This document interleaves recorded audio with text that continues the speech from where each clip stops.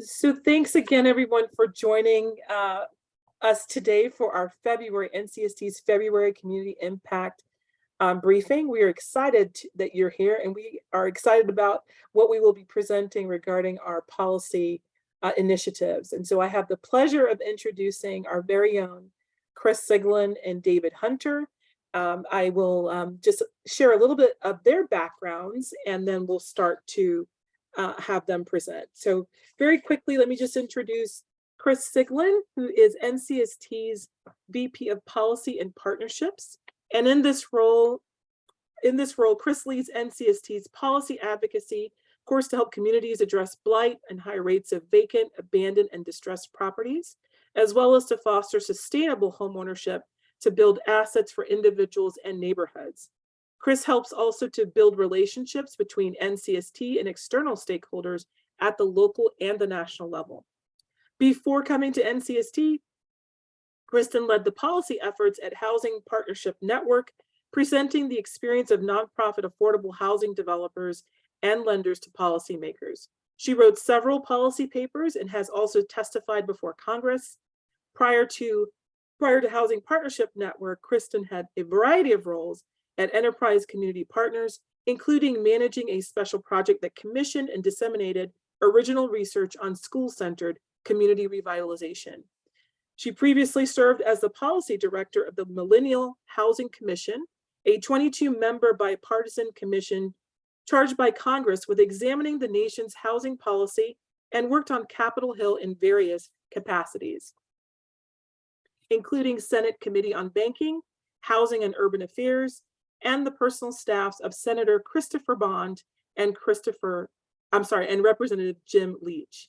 Kristen holds an AB in history from Brown University. Let me also provide a little background on our own David Hunter, who is our Director of Policy here at NCST.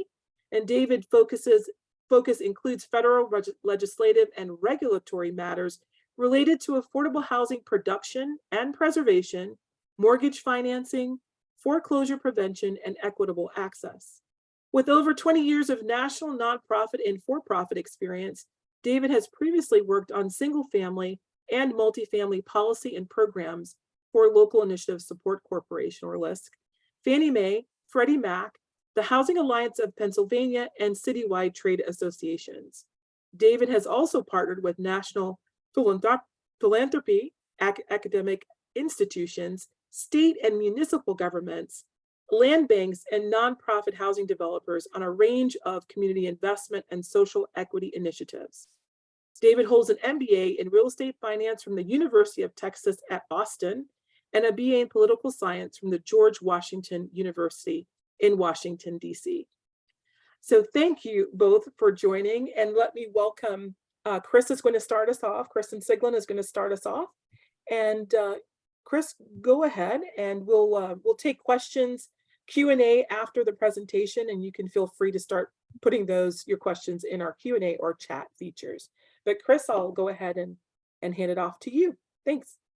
Well, good afternoon, everybody. It's really nice to get a chance to talk about what the outlook is for 2023 for policy. And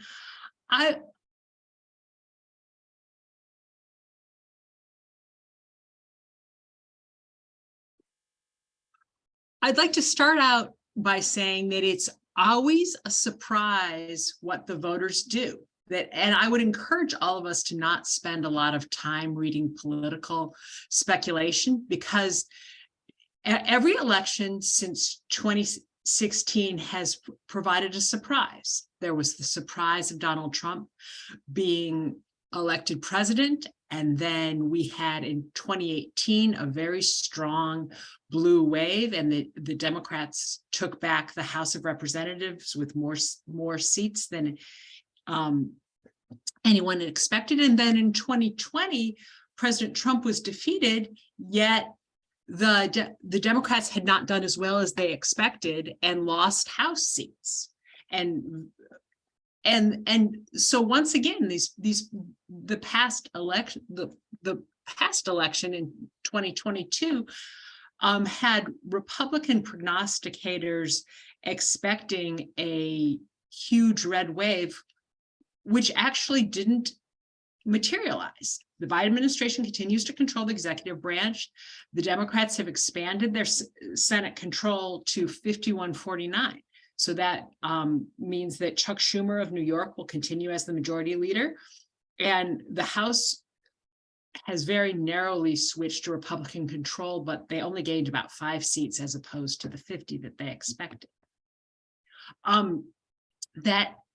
So while it's somewhat of a status quo election, Nancy Pelosi and her leadership team, who've worked together for decades, all of whom are in their late 70s, all stepped down, and we have a new minority leader in the House, Hakeem Jeffries of New York. So New York is very well represented, and the Republicans have narrow control of the House, but the election to elect the Speaker of the House, Kevin McCarthy of California, went to 15 ballots, which is something that hasn't happened since the 1850s and the run-up before the Civil War. And in order to ensure his election on the 15th ballot,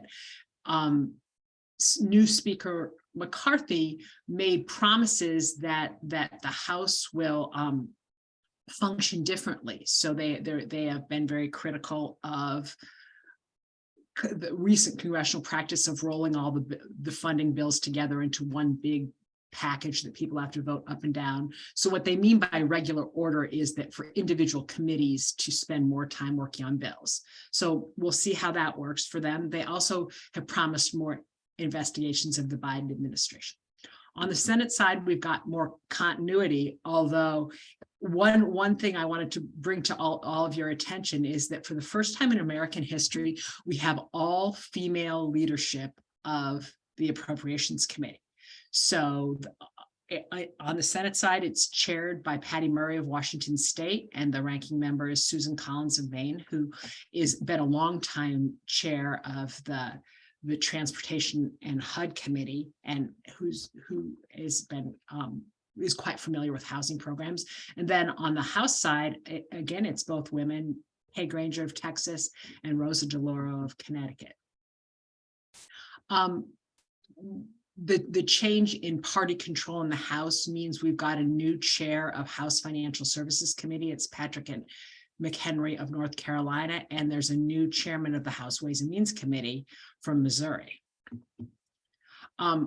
More stability in the Senate. Sherrod Brown of Ohio will continue at the Senate Banking Committee, and Ron Wyden of Oregon will be at the Finance Committee. And I'd like to note that it's going to be, because the Democrats in the Senate actually gained 1 seat, it's going to be a little easier for them to confirm Biden nominees and to report out legislation, because the Senate had been 50-50 before, and now it's 51-49. So, for example, the long wait NCST's former CEO Julia Gordon had to get confirmed, the Democrats will have an easier time getting their nominees through. So I would say the last 2 years have been kind of disappointing for housing.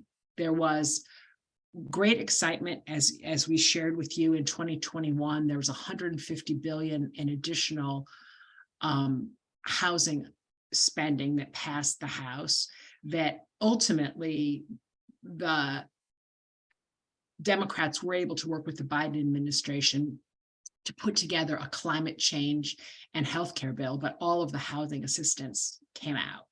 And in addition, at the end of the year spending bill did not include any of the legislation that we are hoping for with the Neighborhood Homes Investment Act, the low-income housing expansion, cap increase for the low-income housing tax credit, or the new markets tax credits. So that was quite disappointing. But hope springs eternal, and it's time to get organized in a new Congress. So all the bills will have to be reintroduced. The Neighborhood Homes Coalition will continue. That's the group that you've heard out from us before, that NCST is leading a national effort to create a tax credit for single-family homeownership that fills the valuation gap. So in markets with distressed census tracts, there will be additional subsidy dollars available for single-family homeownership, which we think could be an absolute game changer for affordable housing. And we're going to continue to push for it in the new Congress, and our champions, Senator Ben Cardin of Maryland and Brian Higgins of New York are going to reintroduce the bill. The funding is in place for fiscal year 2023, and they passed one of these 4,000-page bills that funds the whole federal government. And I should note that if Congress has trouble agreeing on spending levels for packages, it's significant that the housing spending in this bill is so high, because that will make it easier if they do something which is called a continuing resolution that just keeps the funding level. So what we're going to be working on for NCST and the Homeownership Alliance is passage of the Neighborhood Homes Investment Act. We have an innovative proposal to create a homeownership focused slice of funding through the CDFI fund for mission-driven lenders, CDFIs and banks. So that would be very exciting if we could get that, because we've seen terrific work by CDFIs in the mortgage funding space, and also in the lending on development as well. And plus, the other thing that makes a lot of sense in this divided government atmosphere that we're working on is to focus on what can the Biden administration do with its regulatory authority. So we're looking, we'll send around a link to the our policy papers, but we have policy papers on the home program, community development block grants, the capital magnet fund, new markets tax credits, federal home loan bank system, and the disposition of government held assets. Because all of those, we have suggestions on what the administration can do with its regulatory authority to get more funding for affordable homeownership. And why does this matter? It matters because we continue to see the challenge of investors buying up record shares of the stock of single family homes. I mean, look at the direction of that graph. And it's particularly acute in some markets because some of the hedge funds have strategies to concentrate in particular markets. So it's even more challenging in some places because the algorithm targets those markets. And the overall context for this interest in homes as an investment class is, of course, because home prices and apartment rents are soaring to new heights. And why is that? This is, what everyone learned in Economics 1 is the supply of homes on the market has been declining because our construction of homes has not been keeping up with household formation for a decade. And so that's the recipe for rising home prices and rising rents. So how do we address this? Well, over the long term, we still need those increased subsidies for affordable housing development, and we will continue working on that. In addition, there are innovative proposals that would change some of the tax incentives for investors. The deductibility of money borrowed to buy up homes is one of the things that gives hedge funds an incentive to buy up homes. And then in the shorter term, a part of the solution is to increase the access to the stock of existing available homes for owner occupants and nonprofits. And David Hunter, NCST's policy director, is going to walk us through some of the policy solutions that NCST is working on in that space. So over to you, David. Thanks, Chris. Can you hear me? Yep. Can you hear me? Oh, great. Okay. Thank you. Yeah, so I'm going to talk about 3 policy efforts aimed at access and preserving existing stock, which, as Chris said, is at risk and actually being lost on the open market, for instance, by private equity purchases, et cetera. But I'm going to talk about enhancements to something called the Claims Without Conveyance of Title program, and enhancements to a first look program that HUD created last year. That that has borne some fruit, but could be strengthened further. Access to vacant, foreclosed HECM assets, which are home equity conversion mortgages that are held by private servicers, and then expanded access to vacant HECMs in the form of note sales that are HUD held and that HUD sells. The claims without conveyance of title is the primary way that servicers sell foreclosed, formerly FHA insured single-family properties today. It's an alternative to HUD's regular conveyance process. It is a claim option. There's a lot of technicality and jargon, and I'm going to try to summarize it as well as I can. So it's a claim option through which FHA pays mortgage insurance benefits to a lender after they foreclose and sell a home that was previously insured by the FHA. The CWCOT program started out as a small side program, but grew over time because it takes longer and costs more for a lender to convey properties with marketable title through HUD's standard process. So HUD created the CWCOT First Look program in mid-2022 with the goal of increasing access to those homes by nonprofits and owner occupants, ultimately, to increase the availability of homes available for home buyers. And so that all fits in with the Biden administration's Housing Supply Action Plan goals. CWCOT First Look provides a 30-day exclusive exclusive access period to those listings for eligible buyers. And those are owner occupants, HUD approved nonprofits, or local government entities. So those eligible buyers get access to place bids for 30 days before any for-profits, et cetera, can. And most of these homes are sold through online auction platforms. Moving on, let's see what we got up there. Go ahead and do the next slide, please, Chris.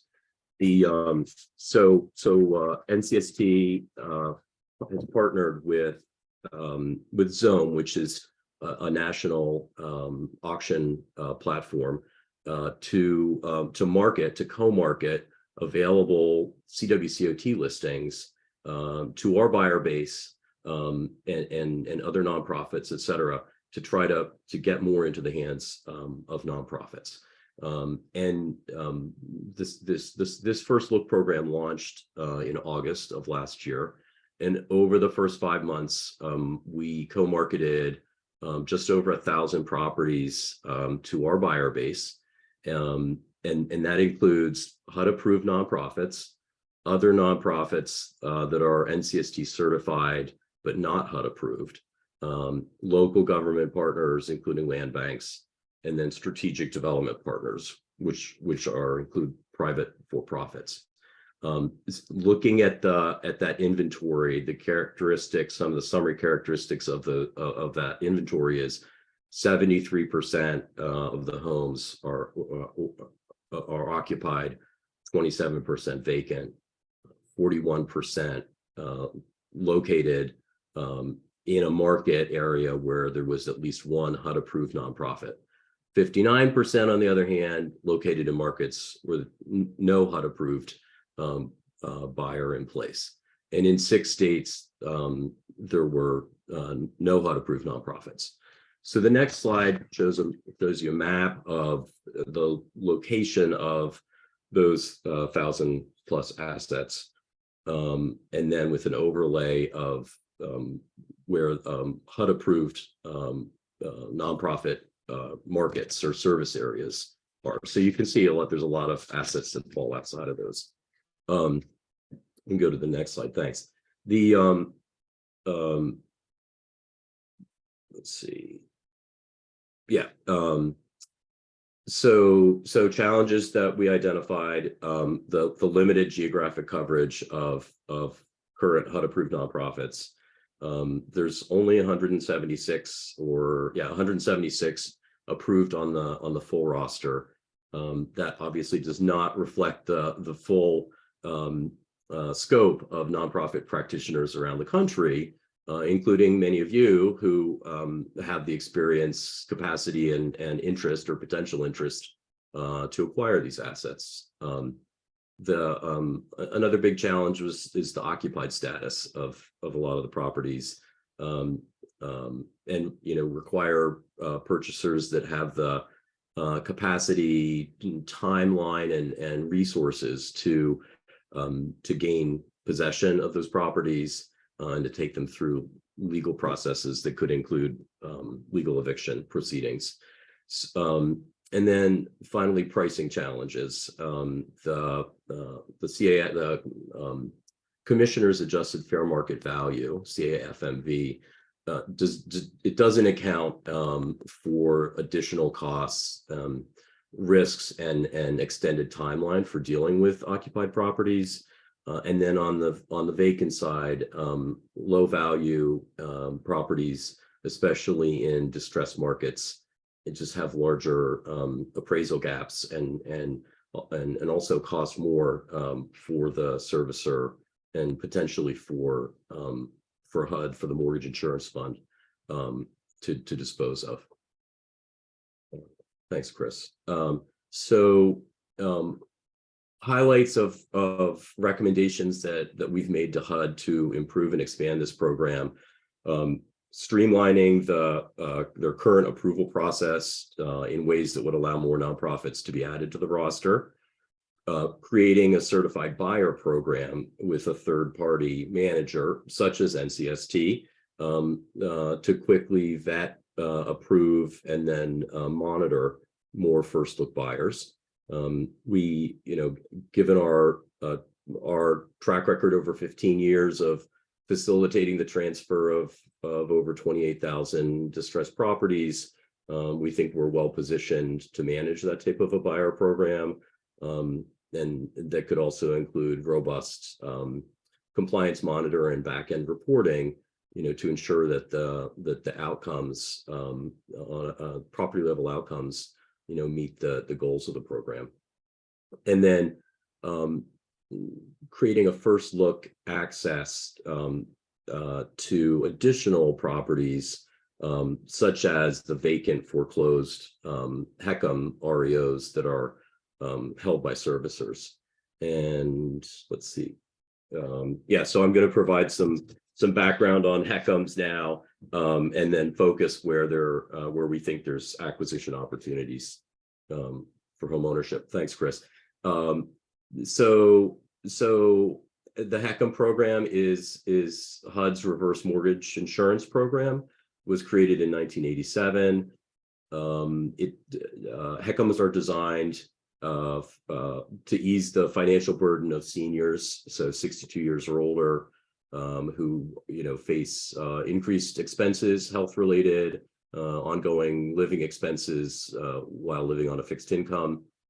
It enables seniors with equity accrued in their house to withdraw a portion of it, either in a lump sum or over time, while remaining in the home. The HECMs are first lien mortgages.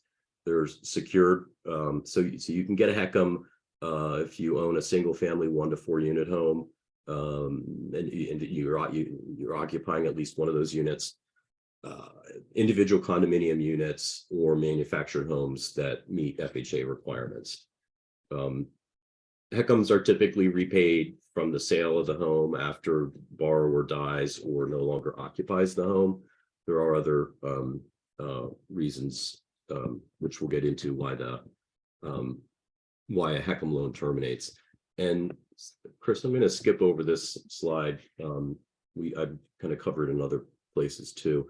This is an overview of the kind of the difference between a forward mortgage and a reverse mortgage like a HECM. A reverse mortgage is non-recourse. loan.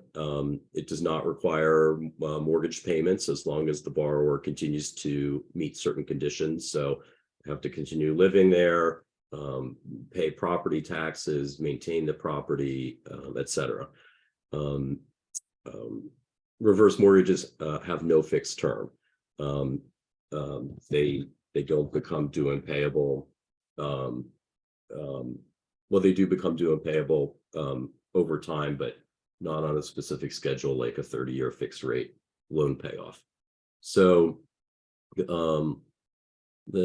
go to the next slide, please. There are approximately 480,000 active HECMs today. Two categories, and there are servicer-held HECMs and there are HUD-assigned HECMs. So about 325,000 are privately held by servicers. 150,000 we think are HUD-assigned or HUD-held. And we'll look more closely at opportunities in both categories. I just want to say on in terms of originations, there are about 40 to 65,000 originations, HECM originations annually. That's in recent years. There are 15 to 20,000 terminations annually. All HECMs terminate, but not all HECMs result in foreclosure. So this slide, this graphic shows the various reasons why and when a HECM may terminate and the paths that a HECM and the underlying asset can take after termination. So, for instance, borrowers are on the left side there. Borrowers can choose to repay the loan or refinance the loan, or in many cases, the borrower dies or moves. For instance, needs to move to assisted living, or in some cases cannot afford to continue to pay property taxes or to maintain the property. And any of those instances result in the loan becoming due and payable. And when the loan becomes due and payable, if the borrower or the heirs do not satisfy the debt or bring the property out of that due and payable status, the lender has to foreclose. And so let's go to the next slide. So as I mentioned earlier, two categories of HECM, servicer held and HUD held. The due and payable status is really, it plays a key role in whether a HECM can be assigned to HUD. So servicers can only assign a HECM to HUD if the loan is not already due and payable. If the loan becomes due and payable for any of the reasons we just saw, then it's on the servicer. The servicer has to handle any foreclosure and sale before they can file a FHA insurance claim. We think there are about 8,000 to 10,000 vacant foreclosed HECMs, servicer held, that servicers sell off annually. So we're exploring ways that HUD could make those assets available for nonprofits to acquire on a first look basis. And one of the options would be if HUD were to allow servicers to sell those properties through CWCOT. Another potential way would be to create a standalone first look program for those HECM assets. Let's go to the next slide. And then my time. So the other category, HUD assigned HECMs, servicers can assign a HECM if it's not yet due and payable, and if a number of other conditions are met. And so like one of those conditions is if the loan balance reaches 98% of what's called the maximum claim amount. I'm not going to go into that detail right now in the interest of time, but I'm glad to share that additional information. It's important to know is that HUD continues to service the assigned loan over time until the last surviving borrower is deceased, There's no borrower, no borrower is survived by a non-borrowing spouse. The property is vacant, and the heirs or the estate have not paid off the balance, the debt. Sorry, and when those conditions are met, HUD could initiate foreclosure proceedings against the loan, but of course the process is lengthy and costly, and so instead of doing that, they use HECM vacant loan sales, which are note sales, to sell the notes to buyers who then resolve the default either through foreclosure or through alternatives to foreclosure. And so to date, so HUD started HUD HECM vacant loan sales in 2016. To date, they've held 8 note sales. They're competitive auctions, and certainly with fewer homes coming through foreclosure pipelines today, or foreclosure auction today, this is an opportunity. Some people refer to note sales as the new REO. So for instance, NCST buyers and Homeownership Alliance members, including OGAR, Hispano, and ANDP, I believe, in Atlanta, have purchased pools of HECM notes. Actually, ANDP has purchased notes, but I don't know if they're HECM notes. HOGAR has purchased HECM notes. There's no new HECM note sales scheduled, but generally they have 1 or 2 per year. And we go to the next slide. You can see this is top 10 locations by state. If I didn't say already, there have been about 9,000 notes that have been sold in those eight auctions. And then we can go to the next slide. This gives you a sense over time. HUD, and certainly in the last few years, has offered an increased percentage of loans in each sale and in the pools within each sale to nonprofits. And so, what started at 10% in 2019 has increased to about 50%. And then in the most recent 2022, in the second note sale of 2022, all the loans were offered just to nonprofits in part 1 of that sale. And then let's look at the next slide. And you'll see that HUD has also, over time, sold an increased portion of these notes to in each sale to nonprofits. So from 4% prior to 2019, up to 62% in the 2022 second sale. So this is an encouraging trend where we certainly encourage HUD to continue in that direction. And on the next slide, you'll see this is for each note sale. There's HUD issues a report that shows who the successful bidders were. You'll see OGAR there, for instance, and the breakout number of loans and percentage of the total. In this case, there were 6. So this is for the first sale in 2022. There were 1,600 loans sold. Those went to 13 buyers, 11 of which were nonprofits, 2 for-profits. In this case, about just over half were sold of the notes were sold to nonprofits across 12 note pools. And then just on the next slide, please, you can see the so this is for that same sale, and it shows you the resolution for the notes. And because this was our most recent note sale, you'll see many are still yet to be resolved, but you can see the 34 have some alternative to foreclosure, and then 17 foreclosures. So what I wanted to say on that, there's good data. I mean, you can see what's happening with the notes and the assets. And on the next slide, we have resources there's a good, albeit lengthy, virtual conference trainings that you can sit in. That second link is to one that it provides an overview of the loan sale, nonprofit participation, bidder qualifications, and then success stories.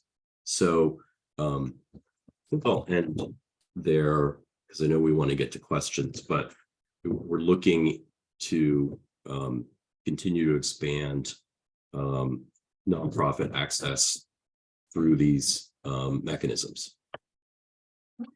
And here's a few additional resources about the other policy efforts, such as the Neighborhood Homes Investment Act, which should be reintroduced soon, and then the regulatory agenda I referred to with the Homeownership Alliance and NCST. Thanks, Chris. Yes, thanks to Kristen and David. Just incredible information, number one. So I do want to share, I shared it in the chat, that we will be sending out a copy of the presentation. So lots of good details that I'm sure, you know, folks want to have access to. And thank you, Chris, for sharing sharing the Homeownership Alliance, the website. Couldn't grab it when I was looking at your screen. So thank you there. So let's just kind of take a stock and see if anybody has any questions for Chris or David. Please feel free to put those in the Q&A or the chat feature, and we'll get to those as soon as we can here. As we're waiting on any questions, Kristen, I have just a follow-up question on, you know, our efforts around the Neighborhood Homes Investment Act, and I know you mentioned that it's having to be reintroduced. I mean, this bill in the past has really received a good amount of bipartisan support. Do you feel that that's still going to be the case going into this year? Yeah, we were extremely pleased in the last Congress that we had 109 bipartisan co-sponsors in the House of Representatives, which is about a quarter of the House.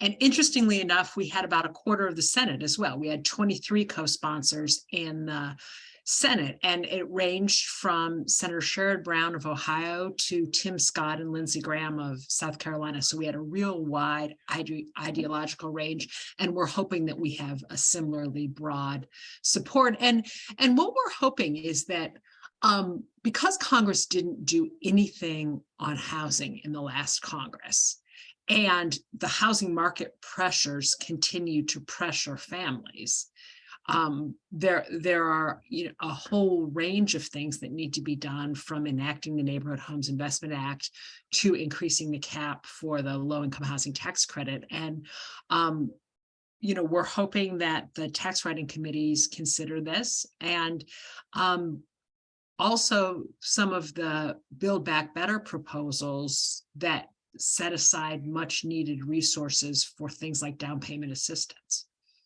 Exactly. So, but it's all dependent on these larger questions on how Congress is going to work, which we don't know. Yeah, exactly. Well, thank you for that. Let's see, we've got a question coming in. Hang on one sec, let me pull it up. This is coming in from Brian O'Toole. How would you describe the most hopeful and the most likely trajectories and timelines for NHIA? Or Neighborhood Homes Investment Act. I'm sorry, No, actually, we're trying to get everyone to call it Neighborhood Homes, not call it NHIA, because we have too much jargon in our field. But you know what, Senator Cardin is planning on reintroducing it the last week in February, and there has been some talk amongst Finance Committee members of putting together all of the tax provisions that didn't pass. So the low-income housing tax credit, the neighborhood homes, and making the new markets tax credit program permanent. Those resources are used, new markets can be used for both business development, and innovative developers have also used it for affordable home ownership, which is a very creative use. And so, all those things have yet to be done. So it would be interesting. There has been lots of, that slide I showed about talking about Congress going back to regular order. That's how a bill becomes a law. trajectory for a bill, rather than waiting till the end of the session and then putting everything together in one bill. Committees are supposed to report out legislation, then it goes to the floor, then it goes to the other chamber, and then a conference committee meets and hashes out the bill. So that was one of the promises that Kevin McCarthy made at becoming speaker, was that the bills were going to go through regular order. So we'd love to see them do regular order on housing, which is a nonpartisan, non-ideological issue. So it's certainly is possible. Okay, thank you for that, Kristen. We've got another question coming in from Elka Gottfried. And first off, great webinar, so thank you for that, Elka. I've learned a lot. I'd like to know more about the neighborhood homes and the choice to focus on specific census tracts. My concern is that this choice will further contribute to concentration of wealth, a lack of mixed income living, and all the impacts on health and education that come with that kind of class-based segregation. Can you speak to this point? And thanks. Yeah. Thanks. You know, that is a wonderful question, and that's a thoughtful question, because there are conflicting imperatives that we tried to sort through with the legislation.